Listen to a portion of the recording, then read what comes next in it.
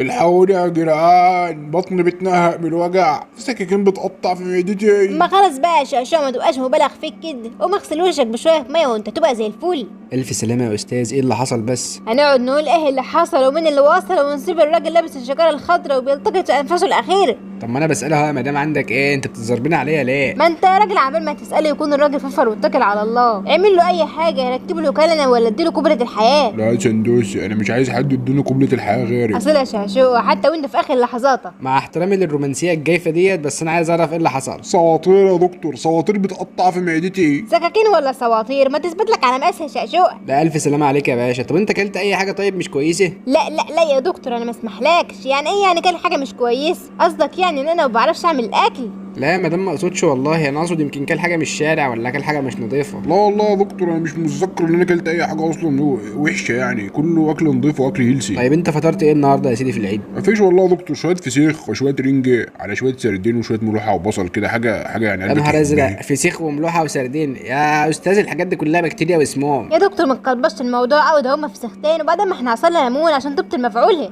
طبت المفعول ايه يا مدام؟ هي قنبله يا مدام، ما ينفعش الكلام دوت. ما هي معروفه الليمونه بتحرق البكتيريا، انت شكلك باين عليك من فسكور وما انتش فاهم حاجه. طب ما علينا، مش هتناقش معاكي. انت عامل ايه دلوقتي يا استاذ؟ حاسس بايه؟ مغص جامد قوي يا دكتور، وكرشه نفس جامده، مش قادر اخد نفسي. دلع يا ولد دلع قوي بقى، كل الناس بتاكل فسيخ. وبعدين ما انا كنت هجيب لك علبه زبادي تخلص الليله دي، بس العلبه ب7 جنيه. يا مسح احتكام، هاتيلي الحقنه المضاده للبوتوكسين بسرعه. افرح يا شاشوقة، يدوك حقن بوتكس يعني شفايفك هتبقى زي ياسمين صبري. يعني انا عايش يا دكتور ولا دي خلاص لحظاتي الاخيره؟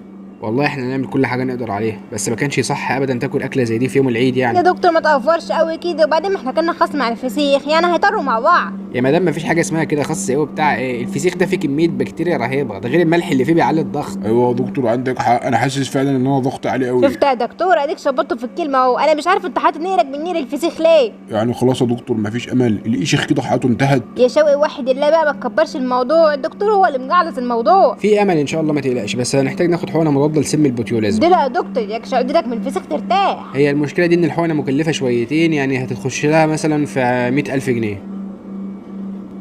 ما انت برضه ما كانش ينفع تاكل فسيخ يا شاشوق.